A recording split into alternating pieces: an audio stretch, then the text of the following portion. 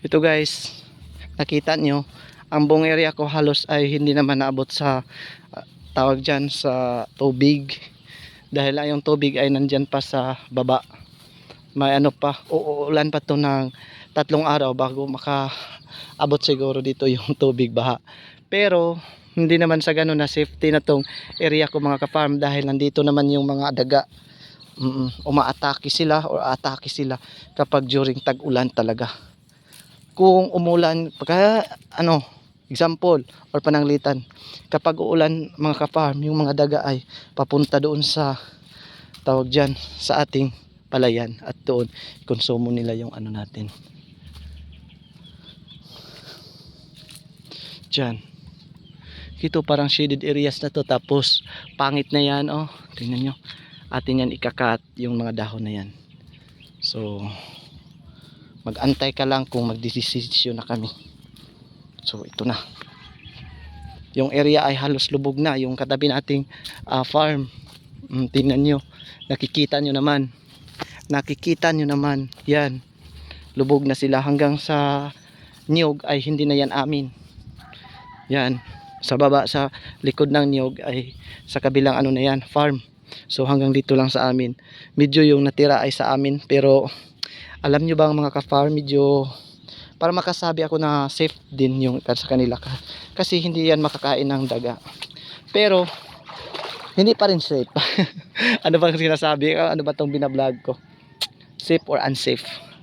Kasi alam nyo, katulad dito is hindi gumagalaw yung tubig, or ibig kong sabihin is hindi nagdagan sa Bisaya pa yung tubig. So grabe, kapag hindi ganito lang, lunong in Bisaya, yung palay ay medyo kawawa. Unlike doon sa katong may nagdagan jud ba kanang naisog. So ang ating palay is safety kasi walang dumidikit sa dahon natin na tawag na danlak in Bisaya. So kasi kapag may danlak, dako ginag itlog. I mean kanang lousy or drowsy ang palay. So kawawa yung palay, at matagal maka-recover kung sakali man ay ito ay bumaba yung tubig. Pero kung ito ay masok into 1 to 2 weeks ay talagang matagal ito maka-recover kung hindi siya ulanin, or parang i-wash ba to yung mga dahon nila. Kasi kapag nagdagan ang tubig, hindi sa Bisaya pa, hindi lunong, mas walang danlak na dumidikit. So ito pa, malayo pa yung sa amin banda, o dito pa yung area namin. So medyo kailangan pa to ng ganyang buhos na ulan para maabot to dito mga ka-farm. Pero hindi natin alam, di naman tayo ang nagdadala sa panahon. Yan, mag-aantay lang tayo kung anong blessing na ibigay sa atin. So di ba, kahit makasabi ako na blessed areas to sa amin, ay nako, tingnan nyo, lalo tagutom ngayon mga ka-farm. Halinon dyan nga is gabi, di ba? Halinon na siya sa Bisaya. Plus maanhi pata diri sa kamuti, halinon pa dyan kamuti diri. So make sa god mo, nagiingon ako nga mintras nga maayong lawas kanang mayong panahon, tanom lang hantod nga tanom. Kay ngano abi ninyo kana, di ba? Maglaway ng mga tao ani karon, di ba? Maglaway pa sila sa tag-iya, maglaway pa sa akong tanom. So luod na kay tan-awon, puros naglaway pa sa ako, naglaway pa sa akong mga tanom. So mao na siya guys, akong ingon sa inyo nga kinahanglan jud magpugi sa tanang panahon. Akong giingon sa inyo nga kanang dili hatagan og usik-usik ang panahon bitaw, nga kanang dapat sa isa ka adlaw natay dili ta magsigig YouTube, magtanom ta bisag isa ka punuan.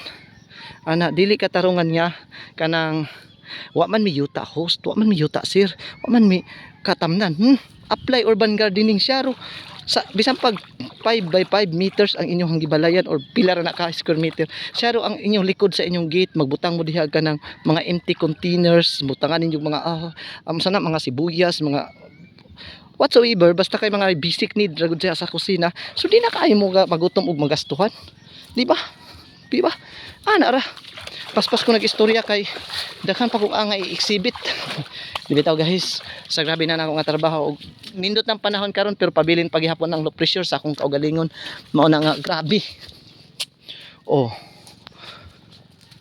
Dili na to masabtan ang panahon. Maayo lagi diri nga side guys, pero diha diba? Arang ka panganudon o murag nagsugod na pud siya condensation.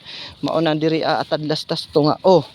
Mao ni akong giingon sa inyo nga kini siya double purpose ang atong kamote. Pwede siya mahimong attract plant ni siya, bilong ni siya. Instead niya dito moadto sa ato ang humayan ang ilaga dito naa diri siya paingon sila, so natrap sila ani tungod sa pabor sa ila karon kay humot kayo kay naapon ni siya unod. So dira ta magmahay kay sige na tag-harvest ani sa iyahang unod, so pwede na pud na sila na pud sa ilaga mag-harvest ani. Kikapoy ko tadlas ta diri kay uli na ta kay manugway na pugkog kan ding kay nindot namang panahon tugway kog kanding guys ana.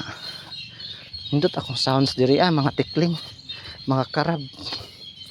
So mo to mo nga ani ko diri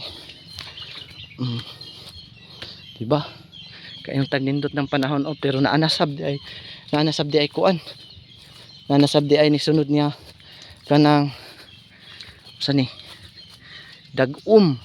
So mo tay akong gingon sa inyo ana, sige na kog ingon sa inyo pero di gyud mo mutuo. So guys, akong naabot diri ang bahin sa ako ang naigamay nga kahon diha tin parang 100 square meter lang naabot diha banda. Ang dito apod 0.25, so total of 0.25 na lang tanan ana dito atong pinaka gawas sa area nako. So mao gina siya ana. Oh, mao na yung status sa atong humay karon. Ang variety di ay ani tulo ka buok, US 88, SL 19, Bigante Plus. So mao na ni karon, libot lang ta diri long aw abi ko gwa ka kay abrehera ko diha kay molibot ko dis loyo. Mao na ni siya karon ana. Uy suman to naglibot ta kay mura ra kong nagpaibog ani pero ayaw hunahunaan ninyo nga nagpaibog ko. Akong ginapakita sa inyo nga video para dili man pud ka mura pero man balik-balik og tan-aw ani akong video. So naaman po makakita nga lain pud ka na murag baguhay pa ubag. Oh, tungod kay baguhay pa sila basig naapod gamay sila nga ma-inspire makakita sila sa akong video nga ingon ani. So mao na nimbalik na sabta dinhi ana dito nimbalik ta dinhi og mao na siya ang makita nako ang giingon ninyo sa amo kana diha lahi pa na diha nga side, lahi pa na hektarya na diha ana sangko na dito sa bukid kay kumpak man ni diri nakabiran lang na sila kanang mga kahoy-kahoy pero solid yun na dito pa sangko gyud dito sa Antod Bayugan City na dito humayan. Mao na nga gamay ra tag mo ingon og 500 square meter 500 hectares na katawan ra na sa area diri so grabe gyud. Grabe kana kang grabe murag di na halos madala sa doktor ang kagrabe ani kay paspasan ta makaistorya ani tungod sa di nato makuan ba ang pinitik sa atong dughan ang emosyon nato nga grabe di ka luoy nga luod ang kahimtang sa farmer kung ingon ani yun panahon kada cropping. Di ba saka ta diri akong fish pan tuod mana makita na ninong kuan reflection sa luyo ana. Mauna siya mga humayan na siya nga natamna na mga hybrid pa jud ang gitanom gikan dito alibot pa ing ana pasangko dito sa bukid. Mao ra gyud na nga style baha ra gyud na kanunay baha ra na siya permanente. So sa akong giingon sa inyo basta di lang gyud ta ingon niya kuan og napamoy laing area di lang focus sa humay magtanom pud mo ka ng mga lagutmon kay oras pag abot sa tinggutom natay makutlo og makaon kay ngano kung isa ra jud atong kuan mapilyor ang isawa na jud mo di ba katulad ani pareha ani niabot ko ani diri daw tay mapupo nakatambalan akong ubo naapa di ay mao na siya na say purpose kung naay mo asaag diri nga kilaw ay makilaw ana ra ka simple natay diri pwede ta mang mingwit naa ni say sulod ang duha ra ka area ang way sulod kini naa ni sulod jud ana Mm. Pag abot ani diri nga corner, napo ni siya diri na ba na agoy na iod kato. Katol ra ba gina kayo nga od. Oh.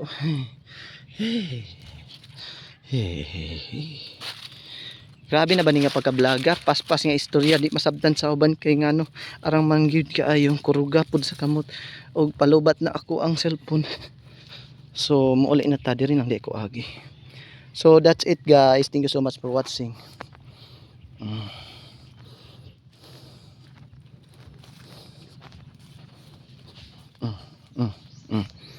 Mao na ni siya karon. Nagdag-om na pud ang palibot o unsa man ni. Murag it's a prank ra siguro ang nahitabo ato nga panahon nga gipakita ganiha sa akong mga live. Murag mo ingon ra dito ang panahon. It's a prank. Grabe as in guys. Dili nato masabtan as in guys. Ano man ni atong panahon karon as in guys. Oh di pa. Lusot na lang sabta diri kay manugway tag kanding nagdamag og bag isoda nato ni sa bag pero naa naman pud tay pwede harbison. Mao gihapon din na relate na pud ta bisag unsa na lang nga pwede na ma-harvest kung naa kay tanom syempre lisod pud og mo harvest na lang kag wa kay tanom ana mo di ba nay mga hinog dili ka ani maikog mo saka kay na makay tanom napay agkoy mo ni resulta nga kinan-an sa kanang kwaknit ngawat manggaling kwaknit nga kanang walay tanom as in guys naidaghang sak ano mag live day taon niya magsaka grabe layo na ba kayo ito basig mahagbong tadiha mo sikat yung taana pag live oh my god so plus na apag yun ako'y pagkadaghang oh my goodness pagkadaghang ka harbisonon karon murag nag live nang yun sikat pero mo rest sa ta mga ka-farm ha yan ara good story lang ning ato para nga kabuo sab tag pila ka minuto so ana ra pero wagod tinuod na guni siya ang akong i-encourage sa inyo. Hanaar sa inyo ang pagsunod dito kay abi ninyo ayaw ipanundog inyong sampot sa unggoy nga mubaga na lang ng inyong kubal sa inyong sampot sa paglumingkod o sige dot sa inyong cellphone niya wa joy naabot. Okay ra magsige mo dot og monetize ta mo. Aw. Tala-tala ni abot ang tanig monetization. Bitaw sa ginagmay nga sintabos mosulod sa ato ang account. Okay na bayapon makalipay bayapon na siya sa atong bilar katabang pud sa ato ang pag kakapoy may istorya din ng paspas no. Ato na ang background ng mga Bisaya gyud solid ba nga Bisaya na dito gikan sa akong humayan nga nabasak na nabahaan. Syempre niyan hita pud ta diri asa naaman di ay harbisonon so harvest na pud ta ana unsa man inyo i-challenge ako mag-harvest challenge ako mag-harvest wow niabot ta sabta diri kay muuli na unta ko nakakita ko aning maanindot og maanyag nga color og kini ba unta hinog na unta tan-aw lami tan-aw oh my goodness guys hinog na as in wali gyud na siya scripted karon pa ko nakatan-aw